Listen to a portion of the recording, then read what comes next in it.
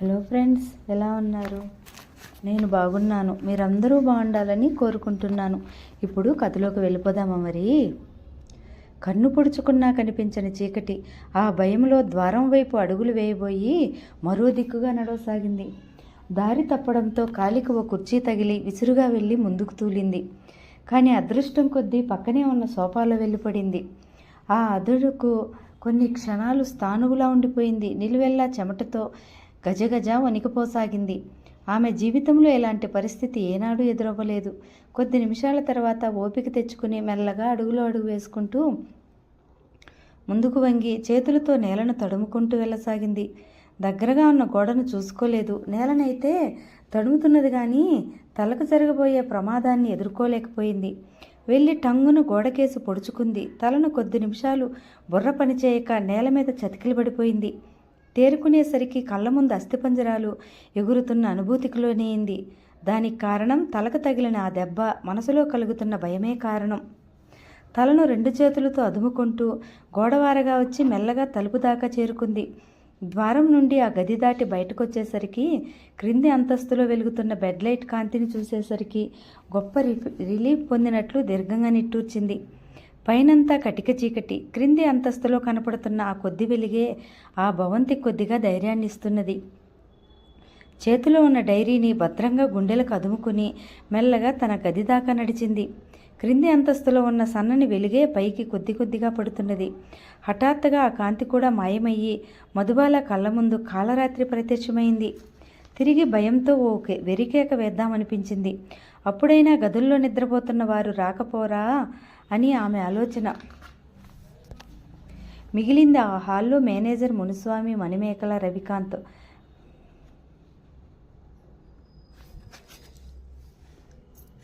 అక్కడ వాళ్ళు అంతా దూరంగా ఉన్నారు. ఒక గదిలో రవికాంత్ ఉంటున్నాడు. మెట్ల క్రింద ఉన్న గదిలో మేనేజర్ బాబాయ్, ఆమె పక్క గదిలో మణిమేకల, భవంతి వెనుకనున్న అవుట్ హౌస్లో డ్రైవర్ మున్షి, అతడి తల్లి, వంట చేసే మీరాబాయి ఉంటున్నారు. బయట గేటు దగ్గర గుర్కా ఎలానూ ఉంటాడు. నౌకర్ బలరాం క్రింద అంతస్తులోని షెడ్లో పడుకుంటాడు. తను ఒక్క కేక వేస్తే ఎవరైనా రావచ్చు అని ఆమెకు అనిపించినప్పటికీ భయానికి గురై కేక పెట్టడం అంటే ఆమెకు చిన్నతనం అనిపించింది. అందుకే లేని ధైర్యాన్ని కూడదీసుకుంటూ మెల్లగా తన గది దాకా వచ్చి దీర్ఘంగా నిట్టూర్చింది. అమ్మయ్య, ప్రమాదం గడిచినట్లే అనుకుంటూ ఆ చీకట్లోనే వెనుదిరిగి తలుపులు దగ్గరగా వేయబోయింది. తలుపులు వేస్తుండగా ఆమె భుజం మీద ఎవరిదో చేయి పడింది. అంతే, అదిరిపడి కెవ్వున కేక పెట్టి భయంతో మూర్చబోయి కుప్పలా నేల మీద జారిపోయింది. ఆమె ప్రాణప్రదంగా తెచ్చిన ఆ డైరీ కాస్త ఆ చీకటిలో మాయమైంది. పూలదండల మధ్య కారులో నుంచి దిగుతున్న మధుబాలను చూసి ఎదురుగా పరిగెత్తుకుంటూ వెళ్ళింది Manimekala. Congratulations అక్కాయ్, I am very happy అంటూ మధుబాలను కౌగిలించుకుంది. డ్రైవర్ మున్షి, తల్లి మీరాబాయి మధుబాలకు చుట్టూ ఎర్రనీళ్ళు దిష్టి తిప్పి అవతల పారేసింది. ఆ కారు వెంట మరో 3 కార్లు వచ్చాయి. దానిలో నుండి కంపెనీ డైరెక్టర్స్ దిగారు. ముందు మధుబాల లోనికి నడిచింది. అందరూ ఆమె వెంట నడిచారు. నేరుగా వెళ్ళి తండ్రి ఫోటో వద్దకు వెళ్ళి నిలబడింది. చేతులెత్తి నమస్కరిస్తూ కళ్ళ వెంట నీరు పెట్టుకుంది. తన తండ్రే కనుక ఈ తరుణంలో ఉంటే ఎంత సంతోషించేవాడు అనుకునేసరికి ఆమెకు దుఃఖం పొంగి పొర్లింది. ఊరుకో అక్కాయ్, వాళ్ళంతా చూస్తున్నారు అని మణిమేకల చెవి దగ్గర హెచ్చరించేసరికి వచ్చే దుఃఖాన్ని ఆపుకుంటూ వెనుదిరిగింది. తిరిగి వాళ్ళ వద్దకు నడిచింది. కూర్చోండి సర్స్, కాఫీ టిఫిన్ తీసుకుని వెలుదురు అంటూ వాళ్ళందరినీ గౌరవపూర్వకంగా కూర్చుండబెట్టింది. మేనేజర్ మునుస్వామి గారు, ఆయన పక్కన రవికాంత్, పక్కగా కంపెనీ డైరెక్టర్స్ ముగ్గురు సోఫాలలో ఆసీనులయ్యారు. ఇంటి నౌకర్ బలరాం, మణిమేకల అందరికీ కాఫీ టిఫిన్లు అందించే ప్రయత్నంలో ఉండిపోయారు. కాఫీ తాగడం పూర్తయ్యేసరికి డైరెక్టర్స్లో ఒక అతను అన్నాడు, మిస్ మధుబాల, మీరు మన ఇండస్ట్రీకి మేనేజింగ్ డైరెక్టర్గా ఎన్నిక కాబడ్డందుకు చాలా సంతోషం. మన కంపెనీ ఈనాడు ఇంత గొప్ప సంస్థగా రూపొందడానికి కారకులు మీ నాన్నగారేనని మాకు తెలుసు. ఆ గౌరవంతోనే, ఆ నమ్మకంతోనే మిమ్మల్ని మేము మేనేజింగ్ డైరెక్టర్ని చేశాము.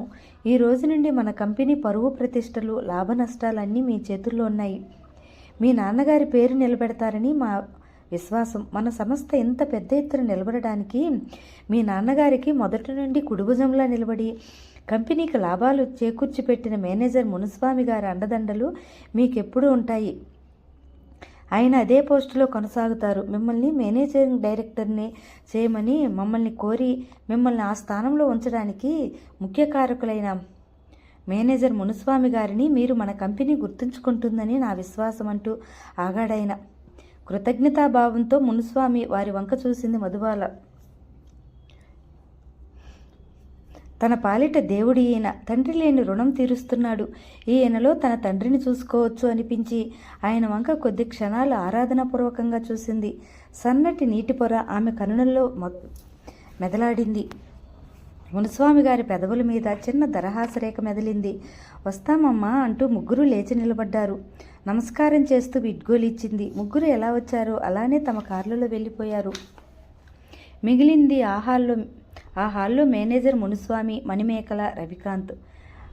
బాబాయ్, మీ మేలు మర్చిపోను, మీ రుణం తీర్చుకోలేనిది. మనస్ఫూర్తిగా ఆయన పాదాల మీద చేతులు ఆనించి నమస్కరించింది. అయ్యో భలే దానివే తల్లి, నా విధి నేను నిర్వహించాను. మీ తండ్రి గారు ఉప్పుతున్న శరీరం ఇది. ఆయనకు, ఆయన సంతానమైన నీకు నేను చేయగలిగినంత వరకు చేయడం నా విద్యుత్ ధర్మం అమ్మా అంటూ మృదువుగా మధుబాల తలను నిమిరేరు. థ్యాంక్స్ బాబాయ్ అంటూ కృతజ్ఞతాపూర్వకంగా అంటూ మరోసారి నమస్కరించింది. నేను అలా బయటకెళ్ళొస్తానమ్మా, కొద్దిగా పనుంది అంటూ బయటకు నడిచారాయన. కారు తీసుకెళ్ళండి బాబాయ్ అంది మధుబాల. వెనుతిరిగి చూసిన మునుస్వామి నవ్వేరు. అలవాటు లేదమ్మా కారులో తిరగడం, నడవడమే నాకు హాయిగా ఉంటుంది అంటూ వడివడిగా వెళ్ళిపోయారాయన బయటికి. వెళుతున్న ఆయన వంక ఓ మారు ఆశ్చర్యంగా చూసి తన దృష్టి మరల్చింది. ఇప్పుడు అక్కడ మిగిలింది రవికాంత్. ఆమె అంతవరకు తదేకంగా ఆమెనే చూస్తున్న రవికాంత్ చప్పున తన దృష్టిని మలుచుకున్నాడు. అది గమనించిన మధుబాల ఓసారి నవ్వుకుంది. మిస్టర్ కాంత్, ఈరోజు నాకు చాలా ఆనందంగా ఉంది అంది ఎదురుగా ఉన్న సోఫాలో కూర్చుంటూ. కంపెనీలో వాళ్ళు కూడా చాలా ఆనందంగా ఉన్నట్లు గమనించాను మేడం. మిస్టర్ కాంత్, మీరు నన్ను మేడం అనే పిలవడం ఏమీ బాగోలేదు చిరుకోపంగా అంది. ఏమని పిలవమంటారు? చిన్నగా నవ్వుతూ తలదించుకున్నాడు రవికాంత్. మధుబాల అని పిలవండి, నాకు అలా పిలిస్తేనే బాగుంటుంది. నాకు బాగుండదు దేనికో. ఒక కంపెనీ మేనేజింగ్ డైరెక్టర్ని నాలాంటి సామాన్యుడు, అందున ఓ ఆడపిల్లను పేరు పెట్టి పిలవడమే భయంగా చూస్తూ అన్నాడు. ఇంకా నయం, శ్రీ శ్రీ శ్రీ మధుబాల బహుపరాకారు అని పిలుస్తామనలేదు. మీరు మధుబాల అని పిలిస్తేనే నేను మీతో మాట్లాడతాను, లేకుంటే లేదు. చిరుకోపంగా ఉంది. తప్పదంటారా? ఇబ్బందిగా చూస్తూ అన్నాడు. తప్పదు, అలాగే పిలుస్తాను మేడం అంటూ నాలుగు ఖర్చుకున్నాడు. అదిగో మళ్ళీ కోపంగా అంది. సారీ మధుబాల చిన్నగా నవ్వాడు. ప్లీజ్ వెయిట్, ఇల్లు ఇట్లా వచ్చేస్తా అంటూ హడావిడిగా లోనికెళ్ళింది. కొద్ది నిమిషాల్లో డ్రెస్ చేంజ్ చేసుకుని తిరిగి వచ్చింది. ఈరోజు స్టాఫ్ వర్కర్స్ అందరూ నాకు ఘనంగా స్వాగతం ఇచ్చారు కదా మిస్టర్ కాంత్. ఇది నా జీవితంలో మర్చిపోలేని ఓ గొప్ప సంఘటన. ఏదో థ్రిల్కి గురైనాను. ఇదంతా నిజమేనా అనిపిస్తుంది. ఇప్పటికీ ఈ బరువు బాధ్యతలు నేను సక్రమంగా నిర్వహించగలనా అని భయంగా ఉంది. కొద్దిగా ఆందోళన ధ్వనించింది ఆమె కంఠస్వరంలో. నిర్వహించగలరనే నా నమ్మకం. మీకు ఆ నమ్మకం ఉందేమో కానీ నాకు మాత్రం భయంగా ఉంది. అందుకే మీ సహకారం కోరదామనుకుంటున్నాను. చెప్పండి, నేను చేయగలిగింది అయితే తప్పకుండా చేస్తాను. మాట ఇవ్వండి. షూర్. రేపటి నుండి మీరు నాకు పర్సనల్ అసిస్టెంట్గా ఉండాలి. చిన్నగా నవ్వుతూ ఉంది. వాట్? ఆశ్చర్యంగా ముందుకు వంగి అన్నాడు. ఎస్. బాగా ఆలోచించి అడుగుతున్నారా? ఆమె కళ్ళల్లో సూటిగా చూస్తూ అడిగాడు.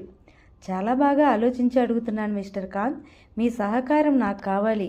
మీ మీద నాకు ఆ నమ్మకం ఉంది. నా వెనక ఏదో కుట్ర జరుగుతున్నది అని మీరు కూడా చూడగలరని నా విశ్వాసం. ప్లీజ్ నా మాట కాదనకండి.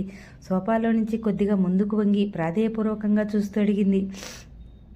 కొద్ది క్షణాలు మౌనంగా ఉండిపోయాడు. అతని సమాధానం కోసం ఆతృతతో ఎదురు చూడసాగింది.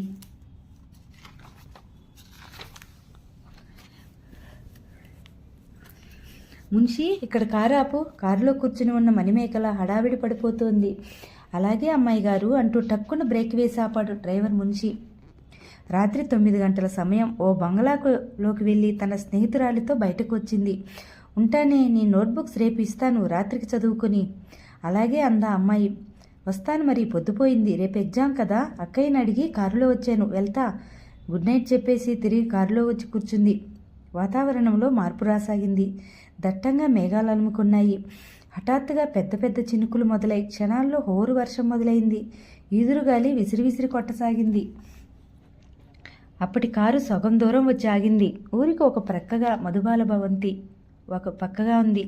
ఇంకొక 2 మైళ్ళ దాకా వెళ్ళవలసి ఉంటుందనగా టక్కున కరెంటు పోయింది. వర్షానికి ఎదురుగాలికి రోడ్డు మీద జనసంచారం తగ్గిపోయింది.